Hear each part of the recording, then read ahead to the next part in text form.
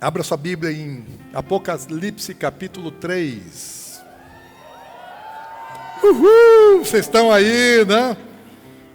Não desistiram, não desanimaram. Apocalipse 3.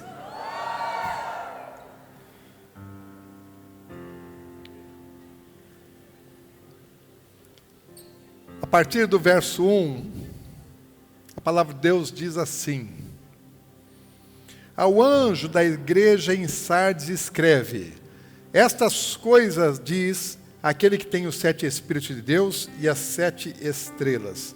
Conheço as tuas obras, que tens nome de que vives e estás morto.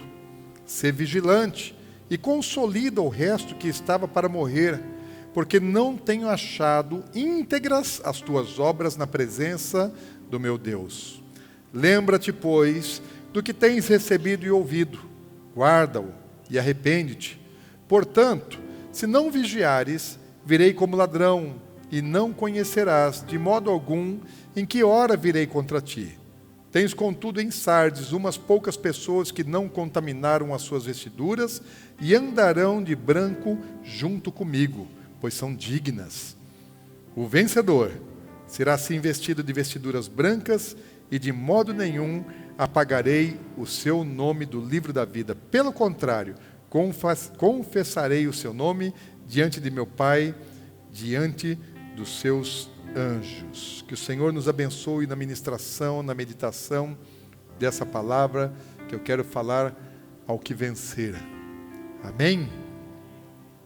Sabe que os capítulos 2 e 3 de Apocalipse falam de cartas que foram escritas a igrejas na Ásia Menor. Hoje todas essas cidades estão na Turquia. Já visitei, as ruínas, esses lugares todos.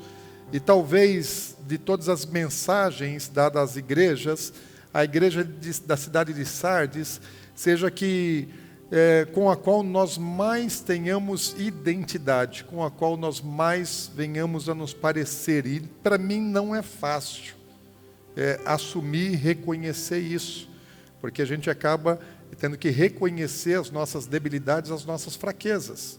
E nem sempre é muito legal você falar assim dos seus defeitos, da sua comunidade, da sua igreja e das nossas dificuldades, das nossas fraquezas. Mas Jesus ele estava exortando as igrejas para poder ajudá-las, para poder corrigi-las e para poder abençoá-las. E se eu não reconheço que eu preciso ser exortado, se eu não reconheço que eu preciso mudar, que eu preciso crescer, eu vou continuar mal. E isso não é bom. Depois eu acabo não recebendo a recompensa.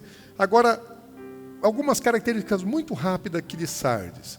Aqui está dizendo que ela pensava que ela estava viva. Viva em que sentido? Assim, no pleno vigor. Falar, nós estamos fluindo, estamos funcionando, estamos acontecendo.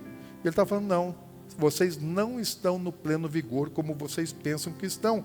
Na verdade, vocês estão mortos. Mortos aqui no sentido de que inativos, falta de ação para a justiça divina, para os atos de justiça. Falou, não estão fazendo o que tinham que fazer.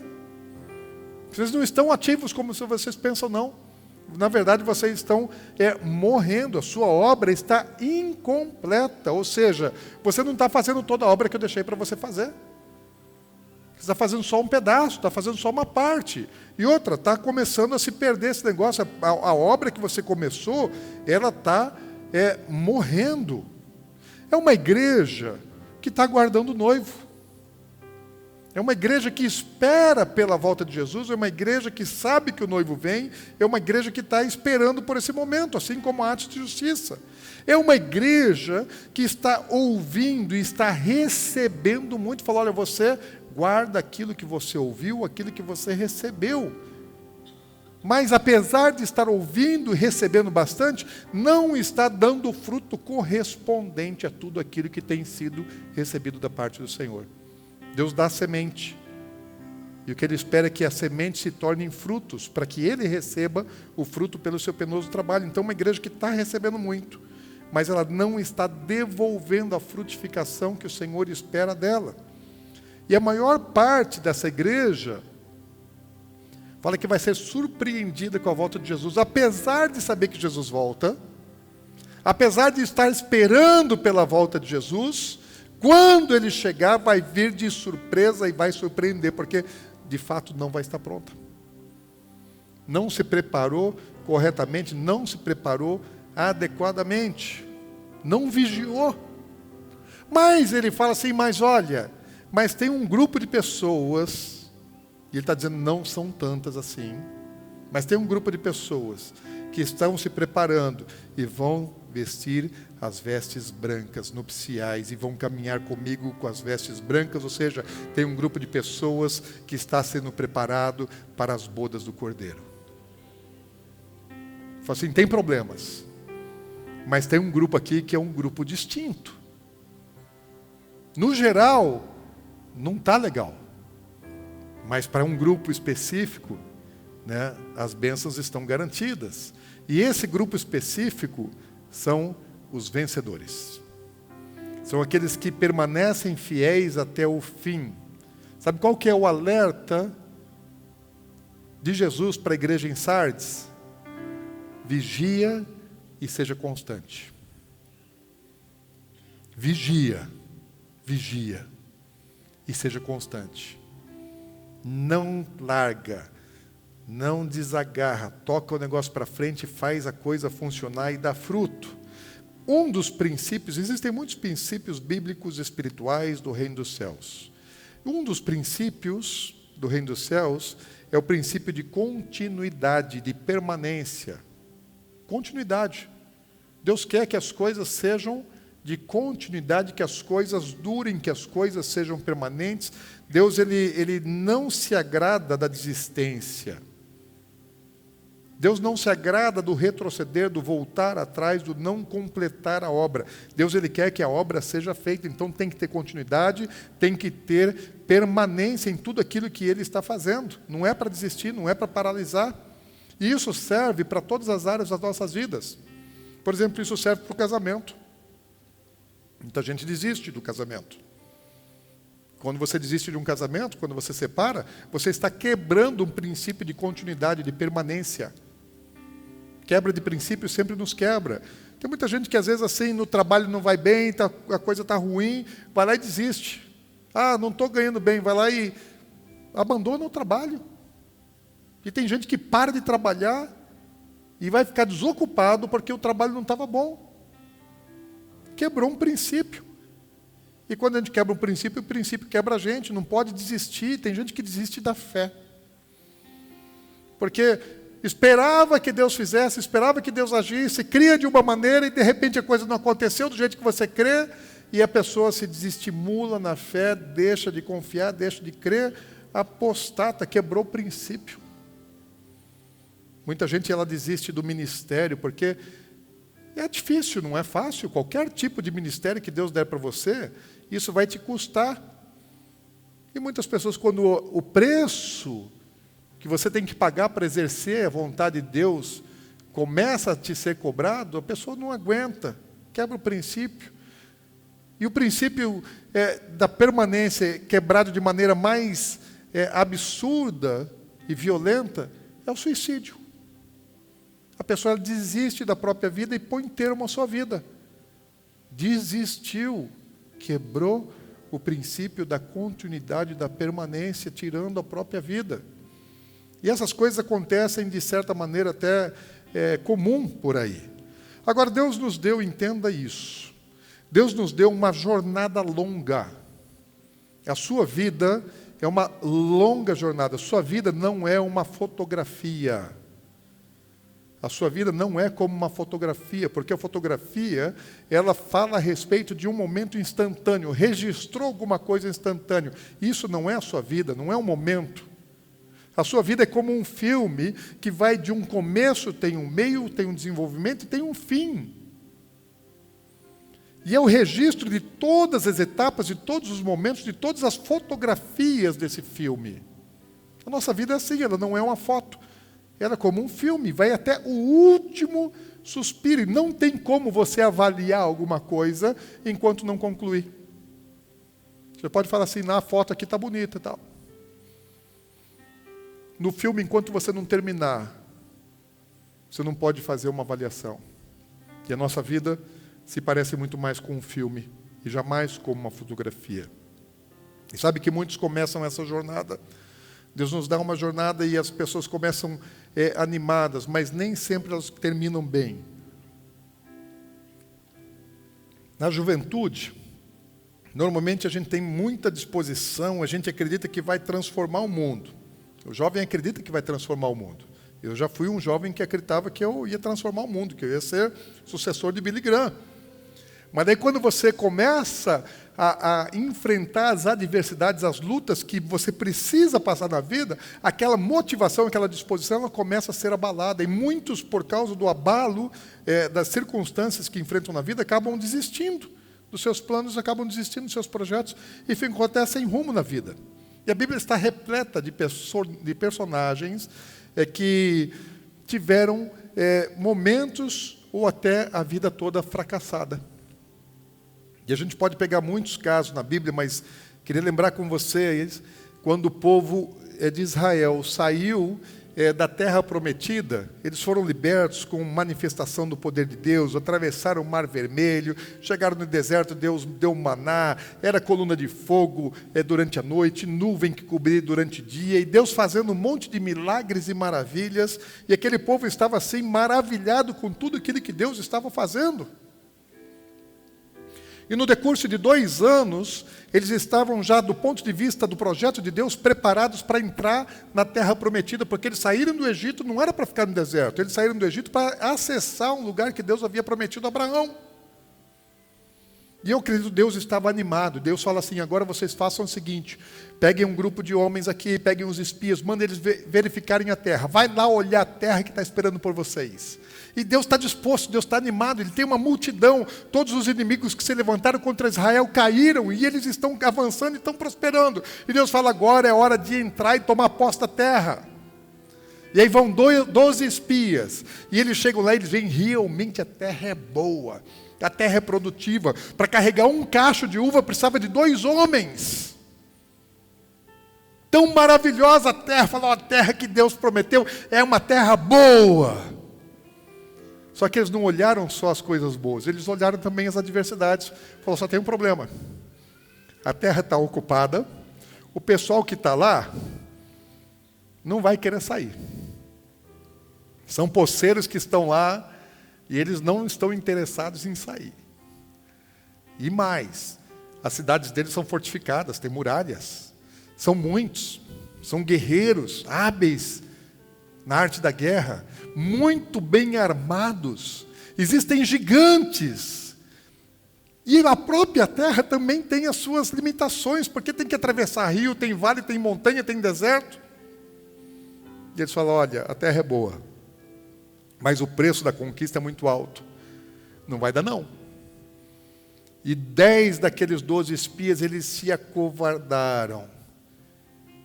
E eles, acovardados, eles acabaram também contaminando todo o povo, desanimaram todo o povo que já estava assim, descontente com a liderança de Moisés, já queria tirar Moisés da liderança, para que eles pudessem voltar para o Egito. Falou, olha, para essa terra aí não vai dar não, vamos voltar para o Egito que vai ser melhor.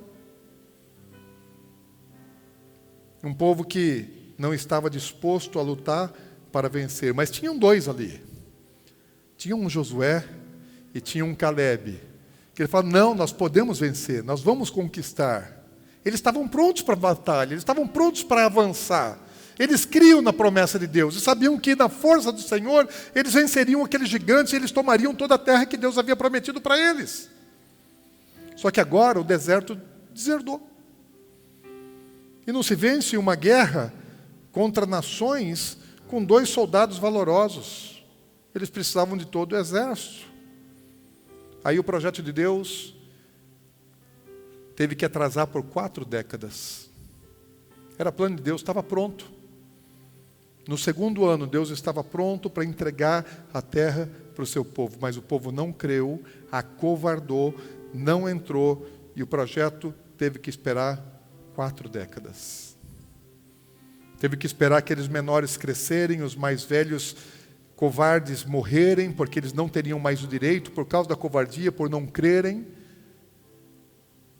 Por terem desistido, eles não poderiam tomar posse da terra. Então teria que morrer toda aquela geração, e a nova geração teria que ser preparada para assumir a terra, e Josué e Calebe, que creram, que nunca desistiram, eles assumiram a terra e tomaram posse das melhores porções daquela terra. Vencedores. Uma multidão não venceu, mas aqueles dois foram vencedores. Na vida de Jesus, no ministério de Jesus, não é assim tão diferente também. Você pega algumas etapas na vida de Jesus, e Jesus ele está assim, sendo seguido e até perseguido por milhares e milhares e milhares de pessoas. Multidões estão atrás de Jesus por causa dos milagres, das coisas que ele está realizando. Só que a multidão que está indo atrás de Jesus é uma multidão egoísta. É uma multidão que está só interessada naquilo que eles poderiam ter de benefício na pessoa e no ministério de Jesus, nos milagres, nas coisas que ele estava fazendo. E chegou um momento que a mensagem de Jesus, ela endureceu, e aquele povo, ao ouvir aquela mensagem mais dura de Jesus, quando eles começaram a entender a mensagem de um evangelho de porta estreita, de caminho apertado, ele falou, não, espera aí já é demais também. Nós queremos, mas nós queremos benefício, nós não queremos aperto. Nós não queremos pagar um preço, nós queremos ganhar. Nós não estamos aqui para dar, nós estamos aqui para ganhar. Ou o Senhor nos tem alguma coisa para nos dar, ou então nós não vamos ficar mais. E as multidões desistiram de Jesus, deram as costas para Jesus e foram embora. Deus tem falado muito comigo a respeito dessa passagem de João 6, já há um longo tempo que Deus tem me ministrado a respeito daquele momento em que as multidões deixam Jesus. E eu fico imaginando, enquanto eu estou meditando nessas coisas assim, e os discípulos de Jesus, e os 12 que estavam com ele? Porque no dia anterior, Jesus tinha multiplicado pães e peixes, alimentado mais de 20 mil pessoas, com 2 peixes e 5 pãezinhos. E as multidões estavam cercando Jesus, e os imediatos de Jesus eram os 12 apóstolos. Então os caras estavam na glória, porque todo o benefício de glória para Jesus, eles estavam ali de alguma maneira recebendo aquilo também, porque eles são a equipe de frente. Para chegar em Jesus tinha que passar por eles, então os caras eram importantes. E por que eles eram importantes? Porque tinha uma multidão indo atrás deles, querendo aquilo que eles tinham. E eles também estavam começando a operar nos sinais e maravilhas que Jesus estava dando a eles a unção e a autoridade para operarem. Mas, de repente, quando a multidão começa a ir embora, eu fico imaginando o que é que os discípulos pensaram. Aquela multidão que no dia anterior estava clamando e apertando eles para chegar mais perto, agora eles estão vendo pelas costas e só a poeira da sandália deles sendo jogada para trás. Talvez alguns dos discípulos ficaram pensando assim, Jesus, meu Deus, ele não sabe ser, não é um bom líder. Como é que ele perde essa multidão que vem atrás dele? E agora é a hora de a gente avançar, o povo quer fazer dele rei. E ele joga todo mundo, manda todo mundo embora. Fala, o que deu em Jesus? Será que ele está depressivo? O que está acontecendo com ele? Para que isso? Olha, nossa glória está indo embora, a multidão está indo embora. E eu acho que Jesus ele olha assim para os discípulos e vê aquela expressão de decepção na cara dos discípulos. E quando Jesus vê os discípulos decepcionados porque a multidão vai embora, ele fala assim, olha, vocês estão tristes porque eles estão indo embora? Pode pegar a mala de vocês e também. Porque eu não vou mudar o discurso para segurar as pessoas. Jesus carregava a verdade. Ele falou, eu não vou contaminar e não vou adulterar a verdade para agradar as pessoas para poderem ficar com ele. Não vou mentir para ninguém. Quer ir? Pode ir.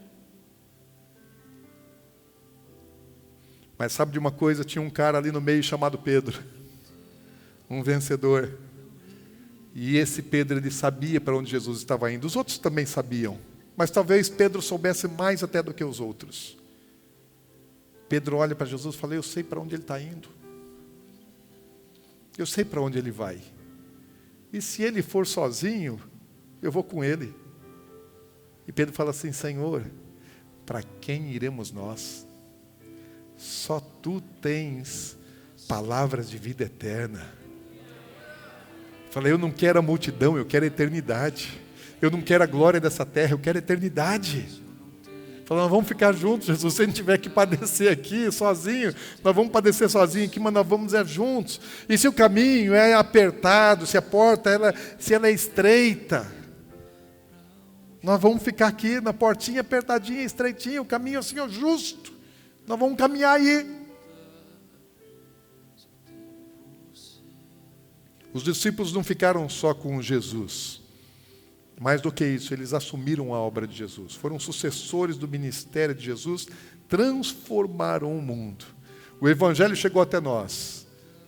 Nós estamos salvos por causa da atitude daqueles homens que não seguiram as multidões. Se eles tivessem desistido, nós não teríamos sido alcançados. Mas para eles foi caro. Cada um deles pagou com a própria vida. Todos foram martirizados, à exceção de João. Todos morreram martirizados. Por uma causa, por causa de um projeto. Só que nos dias de hoje, gente, não tem crente querendo morrer. Né? Se prender um crente lá no mundo muçulmano, né, a igreja ela vai orar para soltar. Naquela época, eles falam assim, não ora para me libertar, não. Eu quero ser mártir. E eu posso falar a mesma coisa para vocês. Se o dia o anticristo assumir aí, e eu estiver por aqui ainda, se a gente não tiver subido, se o arrebatamento ainda não tiver acontecido, e a gente for perseguido, os líderes vão ser perseguidos primeiro. Né? Quem está aparecendo lá na internet vai ser visto primeiro. Então, vou ser perseguido. Gente, não ora para eu sair da cadeia, não. Não ora para eu ser liberto da morte, não. E se eu morrer, não ora para ressuscitar, hein? Por favor. Porque na hora que eu chegar lá, você vai me trazer de volta? Se você orar para eu ressuscitar e eu voltar, é capaz de eu te matar.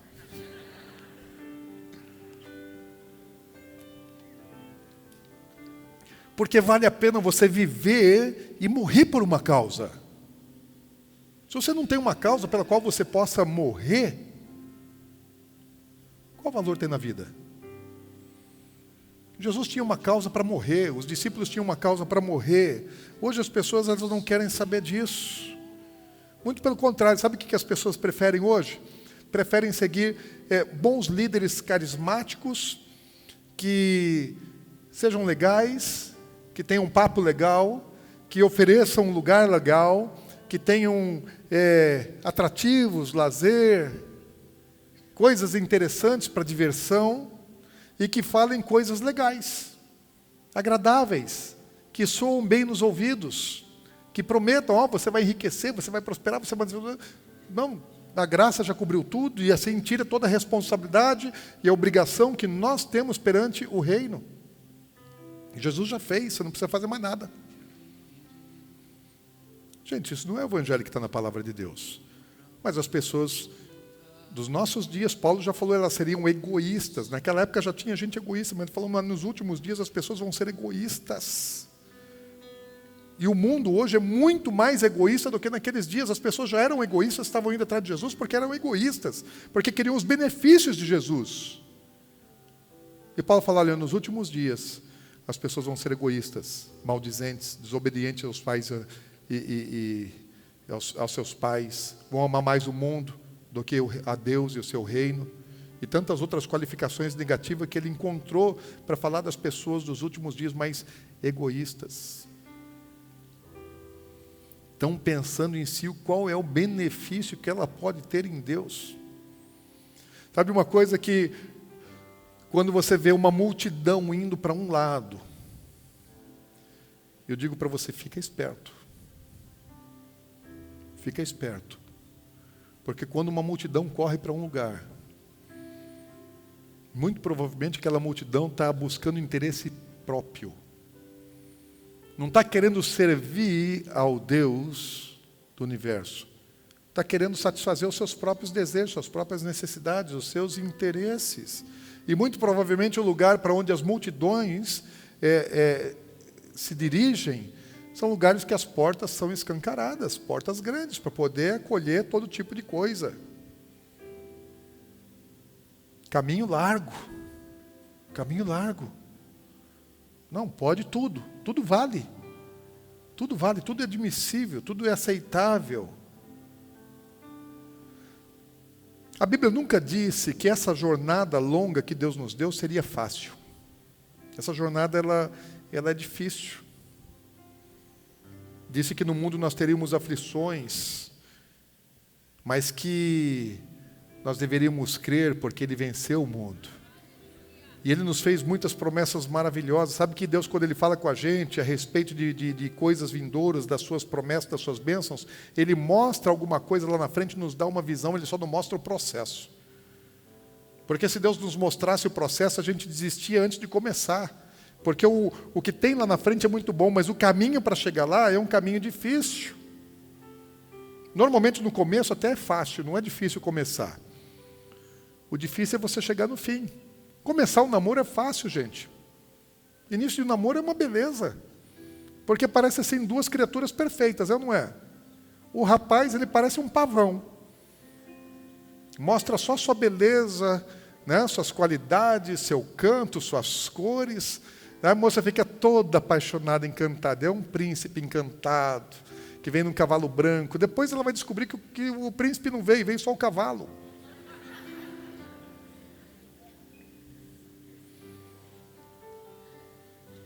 A moça é gentil, carinhosa, faz cafuné.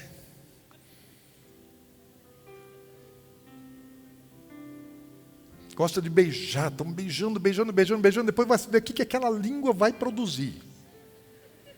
Enquanto está só beijando, a língua é uma maravilha, mas depois quando a língua começa só a falar, aí a coisa complica, gente. No começo é fácil. Um negócio, um ministério, no começo é fácil.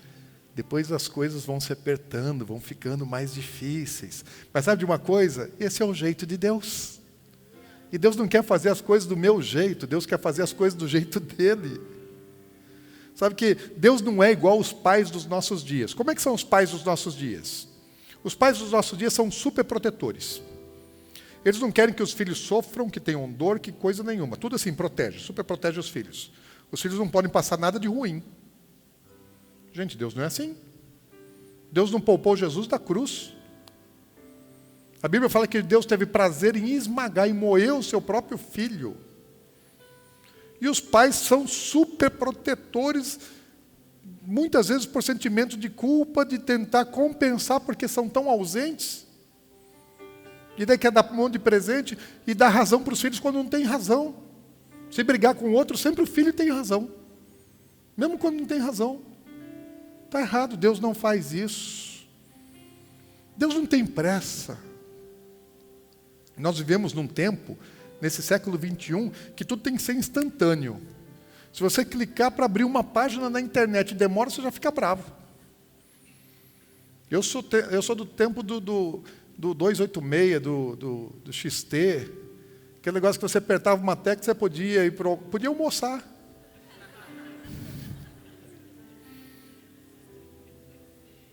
E o negócio ficava lá.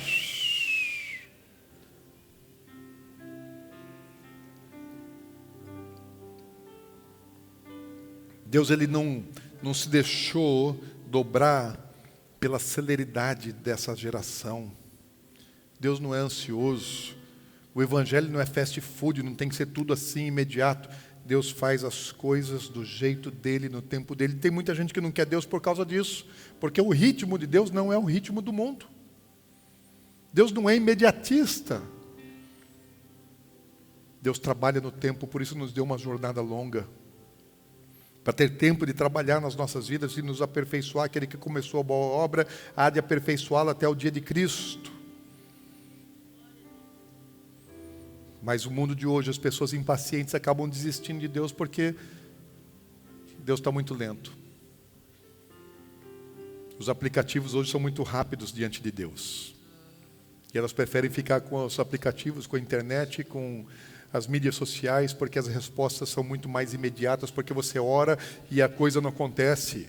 E quando você posta um negócio assim, né, lá no seu Instagram, no seu Facebook, já tem um monte de gente falando, compartilhando.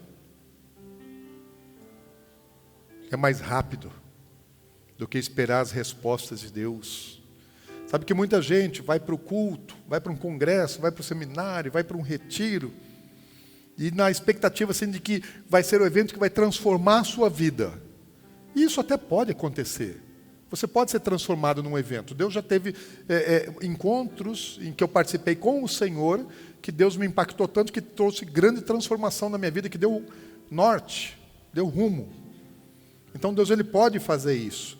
Mas esse não é o padrão de Deus. De você ir para um evento e você achar que você chega naquele evento de um jeito e você sai de lá transformado. Às vezes quando a gente vai num evento assim, num culto assim, num mover grande assim, parece assim que você foi no salão de beleza. Porque você chega no salão de beleza de um jeito. Principalmente se for festa de casamento, é ou não é? Você chega no salão de beleza de um jeito. Daí você sai do salão de beleza transformada. É outra mulher, é outra pessoa. Na verdade, não. Ninguém sai transformado do salão de beleza. Quem vai no salão de beleza sai maquiado. O salão de beleza não transforma, maquia. Mas se dá uma imagem legal. E você gostaria de ser daquele jeito sempre, uma maquiagem permanente. E às vezes quando a gente está num evento, assim, num encontro com Deus, a gente sai assim, expressivo, radiante, alegre. Parece que a gente foi no salão de beleza e saiu de lá transformado. Não, só saímos maquiados. Mas não despreze a maquiagem de Deus. Porque a maquiagem passa. Mas o propósito de Deus é fazer com que aquilo que nós esperamos nessas ocasiões, nesse evento, se torne algo permanente. Mas isso tem que ser desenvolvido, tem que ser construído. Não é de um dia para o outro. Você vai ter que pegar tudo aquilo que você ouviu, tudo aquilo que você aprendeu e colocar em prática. É uma semente. Não é o fruto, não é uma árvore pronta. Deus te mostra uma maquete. Você pensa que a obra está pronta. Não, é só a maquete. O que Deus fez com você foi só a maquete. Aquilo pode ser a obra perfeita de Deus, mas ainda é a maquete. Você vai ter que pegar aqueles valores, vai ter que desenvolver, vai ter que trabalhar, vai ter que obedecer. Tudo aquilo que você ouviu a respeito da palavra dele. Tem que dar continuidade. Processo. Toda semente que Deus te dá, Ele tem um projeto de uma árvore frutífera, repleta de produto, de fruto. Mas Deus trabalha aos poucos. E sabe como é que Deus trabalha com a gente? Na exata medida da resposta que eu dou para as coisas que Ele me dá. Então Deus, Ele vai me falando, aqui nesse texto aqui para a igreja de Sardes, falando assim, olha, vocês têm recebido muito, vocês têm ouvido muito. E à medida que você vai dando respostas àquilo que você ouve, àquilo que você recebe de Deus, Deus vai trabalhando com você. Se você responder muito aquilo, Deus vai trabalhar muito. Se você não responder nada, Deus não vai trabalhar nada. Vai entrar aqui, vai sair ali, e você foi, Deus não fez nada comigo. A culpa não é de Deus. Eu tenho que pegar aquela semente, eu tenho que cuidar dela, eu tenho que fazer ela germinar, eu tenho que aguar ela.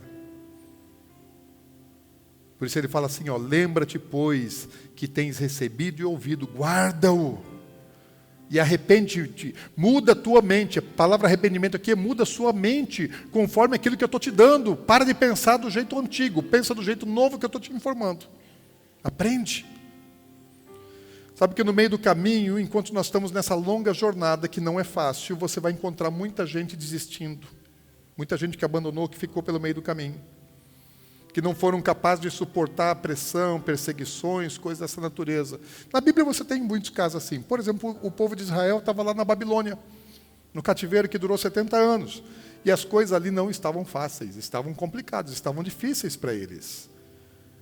E logo que eles chegaram ali, já começam assim, entraram numa cultura diferente, numa hostilidade, numa opressão.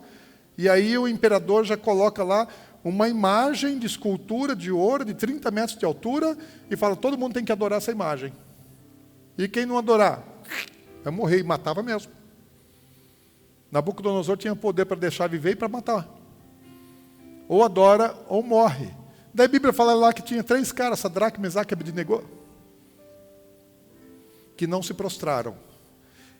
Eles sabiam que o não se prostrar àquela imagem de escultura os levaria para uma fornalha ardente, porque todo aquele que não se prostrasse ia ser lançado numa fornalha de fogo ardente. E eles sabiam disso.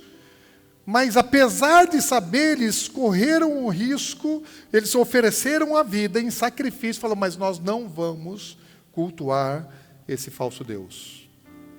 Daniel, o rei também edita um outro decreto depois, dizendo assim, olha, ninguém durante 30 dias pode orar para nenhum outro Deus, só pode fazer pedido para o imperador. E Daniel, ele orava 3 vezes ao dia. E se alguém orasse durante esses 30 dias, seria lançado para as feras, na cova dos leões. E Daniel falou, eu não vou deixar de orar ao meu Deus. E ele sabia que ele seria lançado na cova dos leões, porque o edito do imperador, ele era irrevogável. Tinha que ser cumprido. Agora me diz uma coisa, a Bíblia fala de Cedraque, Mesaque e Abednego?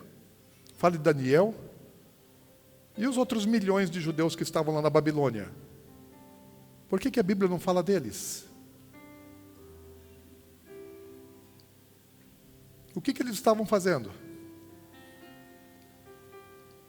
Se prostrando diante da imagem. Se privando de falar com Deus. Tentando salvar a própria pele. Ah, está todo mundo fazendo. Ah, está lá o levita, está o sacerdote, está o outro, lá está o pastor, está o apóstolo, está o profeta, está todo mundo lá salvando a sua própria pele. Daí o cidadão comum falou, eu também vou salvar minha própria pele, uai. Quem são esses? Nós não os conhecemos. Nós conhecemos só os vencedores. Porque Deus honrou aqueles que não se prostraram, aqueles que não acompanharam a multidão, aqueles que não temeram, aqueles que foram na contramão, aqueles que foram radicais. Não é porque a multidão está fazendo alguma coisa que você tem que seguir a multidão e fazer igual. Muito pelo contrário, nós não somos chamados para ser massa. A multidão está buscando autopreservação, autossatisfação, e você não tem que correr atrás dessas coisas. Porque é isso que a massa quer, é isso que ela é manipulada para fazer. Você não foi chamado para ser, entenda isso, socialmente correto, politicamente correto, não. Ah, não, porque hoje, agora sim, mudou os conceitos, valores, sociedade, pá. Todo mundo agora é assim, todo mundo é assado, agora a gente aceita isso, que antes não se aceitava, agora a gente admite isso porque antes não se admitia. Tem que ser politicamente correto. Não, eu tenho que ser biblicamente correto.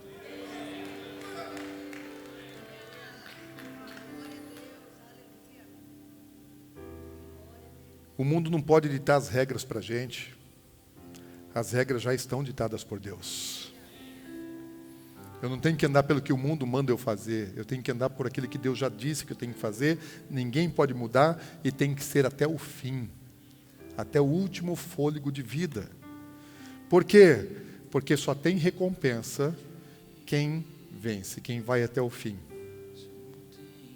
Quem aqui nunca pensou em desistir? De um casamento?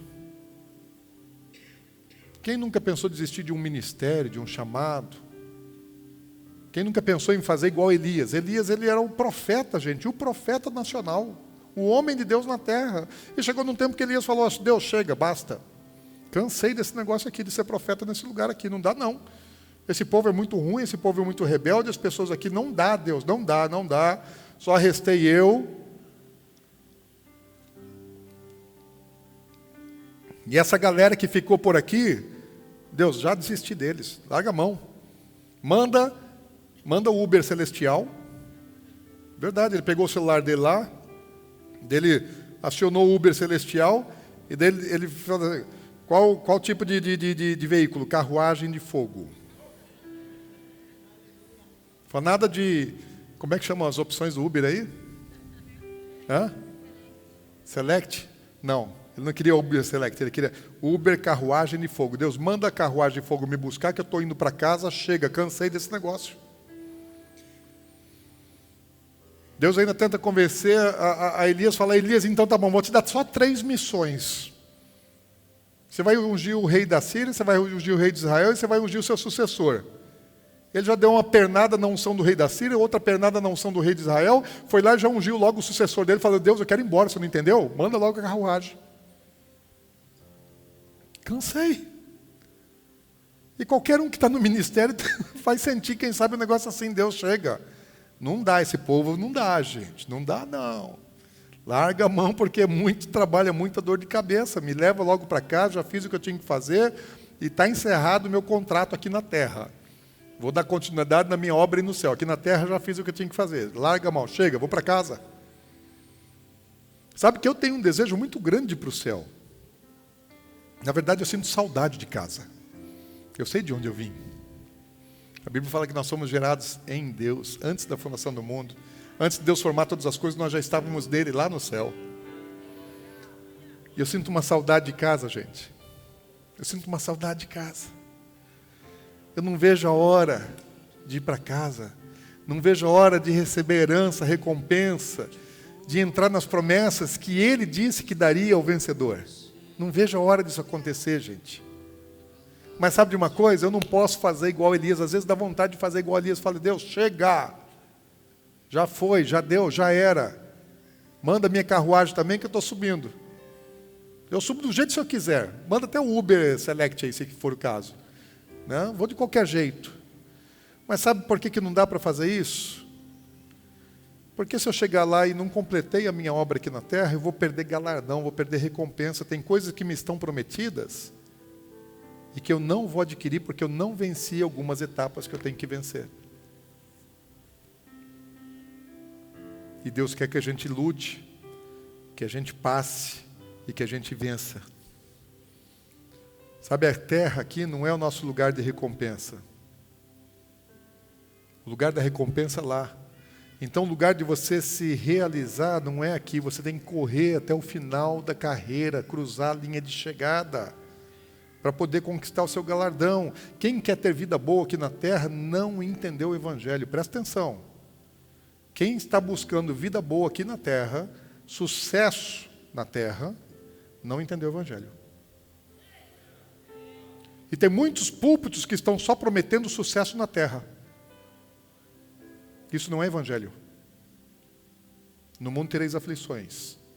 O mundo vos odiará por causa da minha palavra. Se o mundo não tem problema comigo, é porque a palavra de Deus não está aparecendo, não está resplandecendo em minha vida.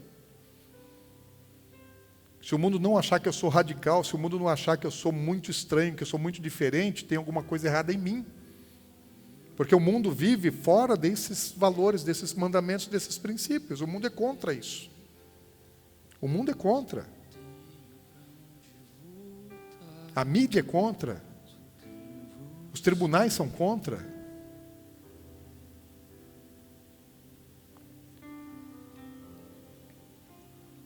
E nós não temos que ser amados pelo mundo. Nós temos que amar o mundo para salvá-lo.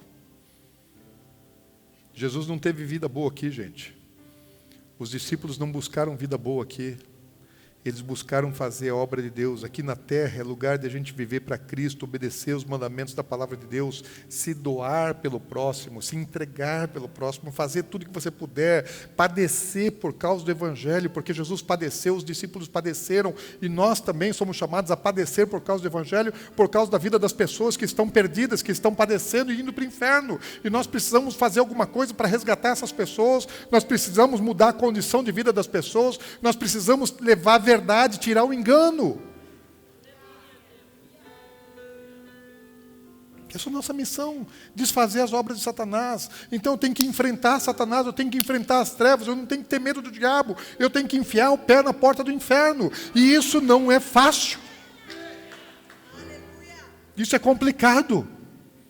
Por quê? Porque o inferno não fica lá, ai. Não, ele reage. E a guerra se torna terrível muitas vezes. E Deus fala assim, olha, a promessa para quem vencer, permanece.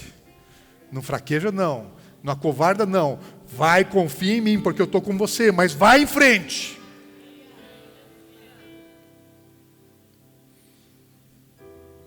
Viver aqui na terra como cidadão dos céus, é você contrariar o sistema desse mundo. É andar por uma porta estreita, por um caminho apertado. E foi isso que fez com que as multidões abandonassem Jesus. Porque elas não queriam isso, elas queriam benefício.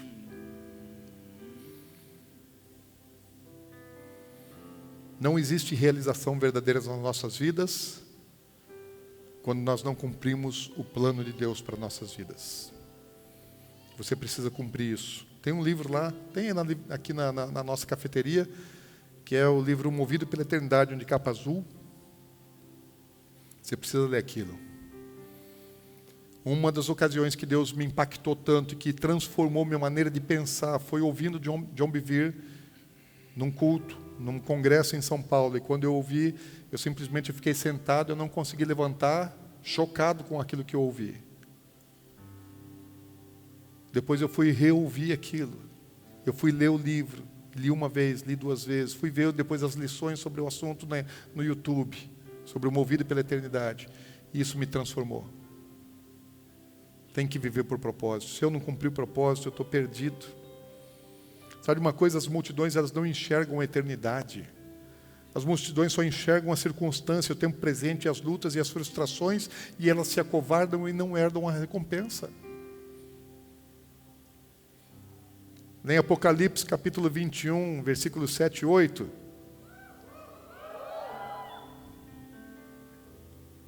Diz assim: o vencedor herdará essas coisas, e eu lhe darei, e eu lhe serei Deus, e ele me será filho.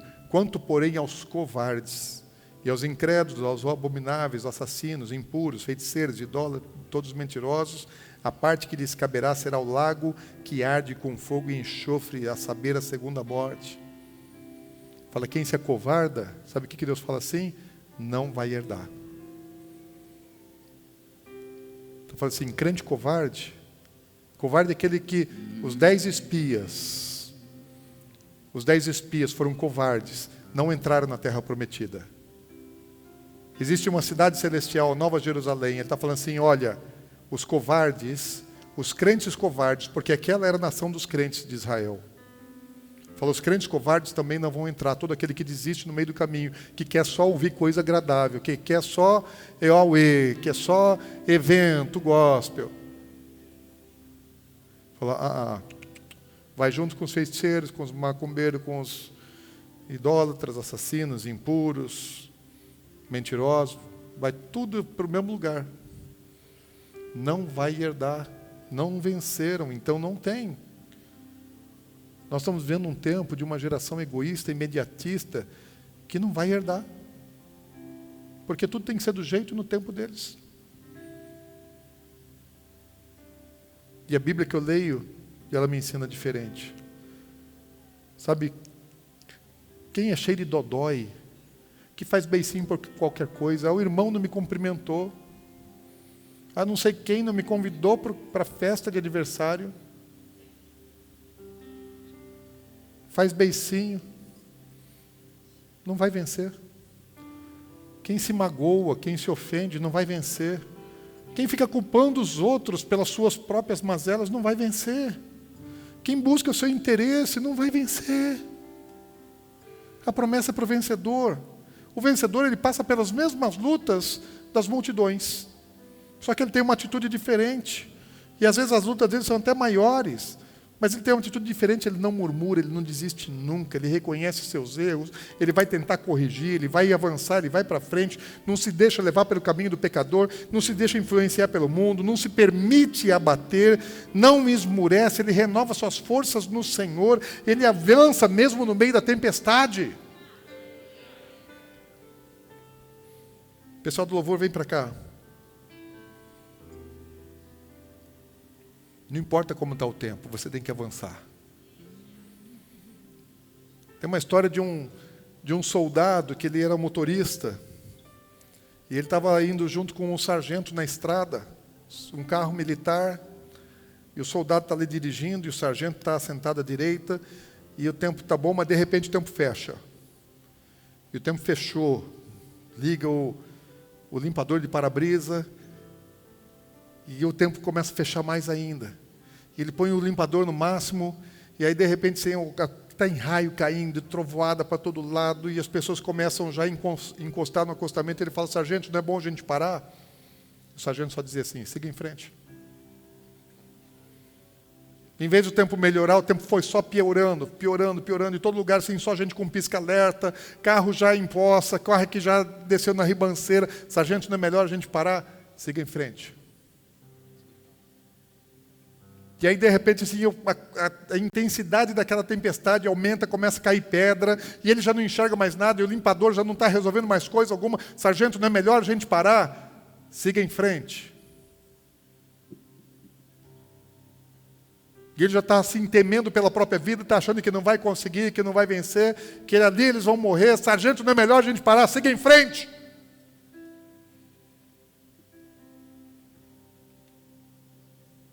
Mais à frente um pouco, o tempo começa a melhorar. A chuva para, o céu abre, o sol brilha. Daí o sargento vira para ele e fala: soldado, agora você pode parar.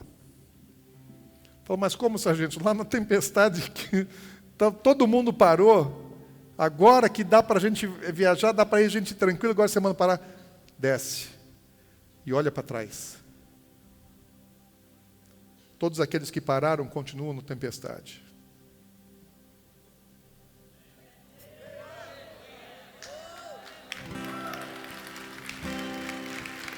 Não podemos parar. Vocês não podem parar. Você não pode parar. Então você precisa se convencer todos os dias. Você é um vencedor. Vencedor não para, vencedor não desiste. Vencedor segue em frente no meio da tempestade. Existem recompensas para você. Fique em pé no seu lugar. Fique em pé no seu lugar. Existem muitas recompensas para quem vencer. A Bíblia fala de muitas recompensas. Mateus 24:13 diz: aquele, porém... Cadê o Ru? Aquele, porém, que perseverar até o fim, esse será salvo. Apocalipse 2:7. Ao vencedor dar-lhe-ei que se alimente da árvore da vida, que se encontra no paraíso de Deus. Apocalipse 2:10 e 11. Ser fiel até a morte, dar-te-ei a coroa da vida. O vencedor de nenhum modo sofrerá o dano da segunda morte. Apocalipse 2:17. Ao vencedor dar-lhe-ei o maná escondido, bem como lhe darei uma pedrinha branca, e sobre essa pedrinha é escrito um novo nome, o qual ninguém conhece, exceto aquele que o recebe. Apocalipse 2:26 e 28. Ao vencedor que guardar até o fim as minhas obras, eu lhe darei autoridade sobre as nações, e com cetro de ferro as regerá, e as resudirá a pedaços, como se fossem objetos de barro. Assim como também eu recebi do meu Pai, dar-lhe-ei ainda a estrela da manhã. Apocalipse 3:5. O vencedor será assim vestido de vestiduras brancas, e de modo nenhum apagarei seu nome no livro da vida. Pelo contrário, o confessarei diante do meu Pai e diante dos anjos. Apocalipse 3:12. Ao vencedor falo em coluna no santuário de Deus, e daí jamais sairá. Gravarei também sobre ele o meu nome, o nome de Deus, o nome da cidade de Deus, a nova Jerusalém, que desce do céu, vinda da parte do meu Deus, para o seu novo nome. Apocalipse 3:21. Ao vencedor dar-lhe-ei sentar-se comigo no meu trono, assim como também eu venci e me assentei com meu Pai. Ao vencedor,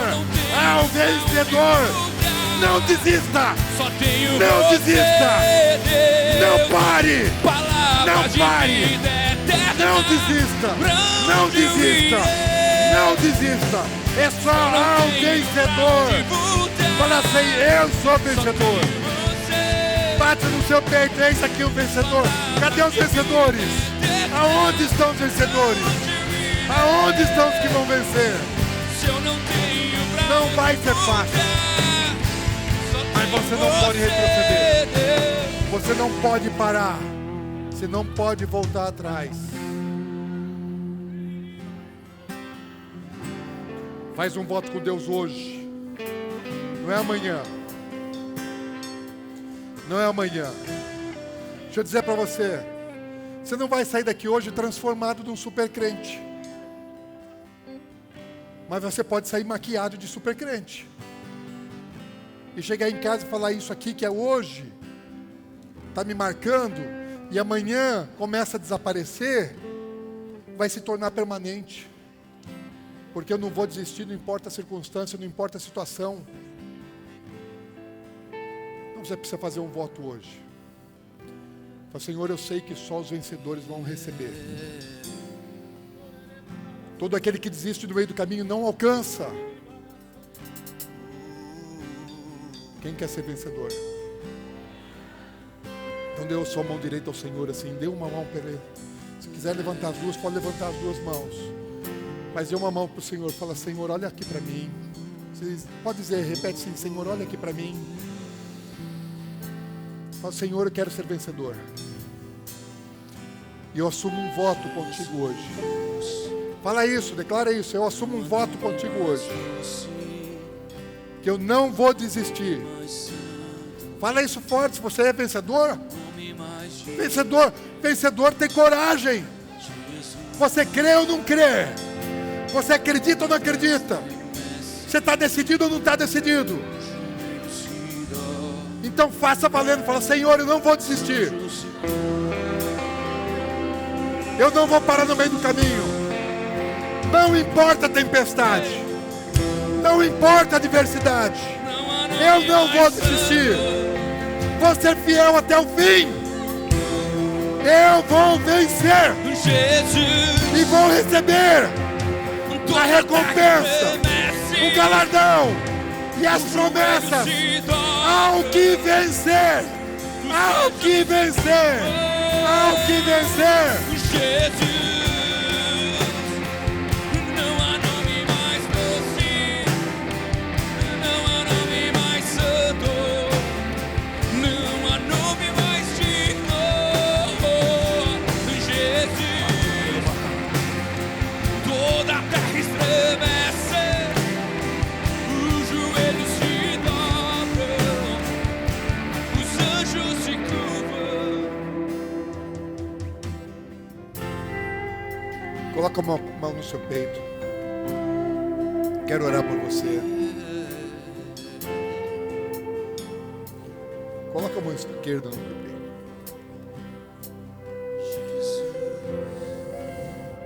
E a outra você abre assim, a mão direita você abre.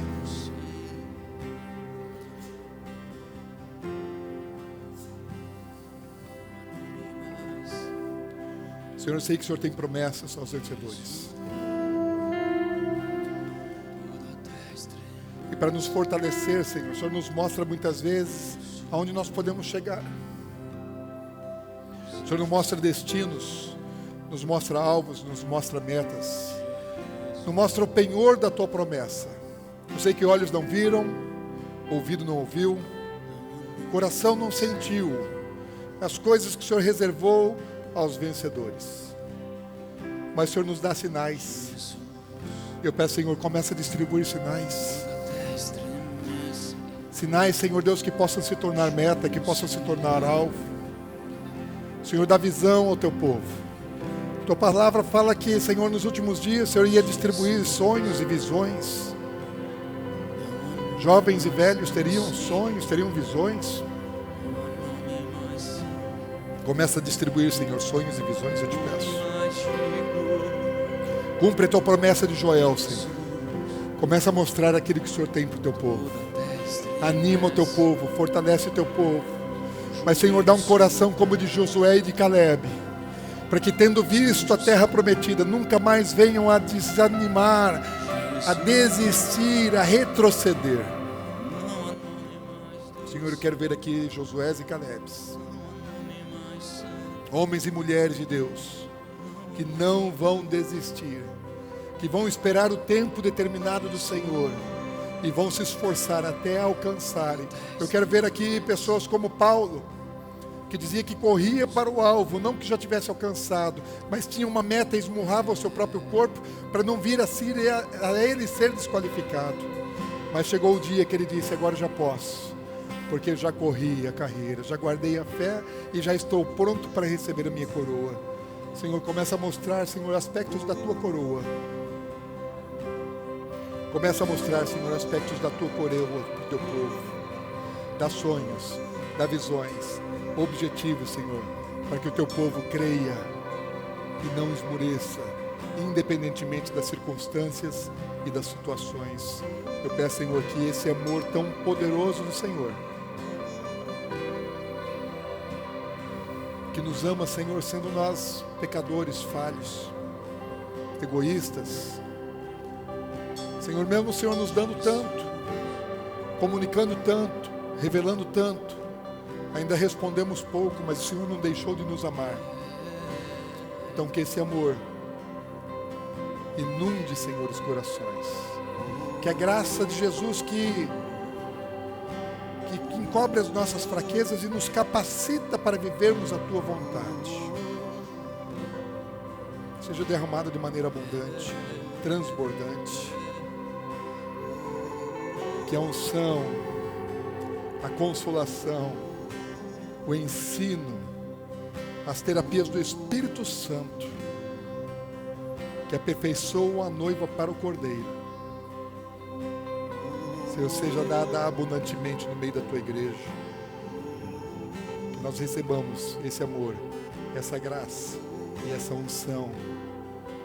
Que sejamos aperfeiçoados para o dia de Cristo. Não desistiremos.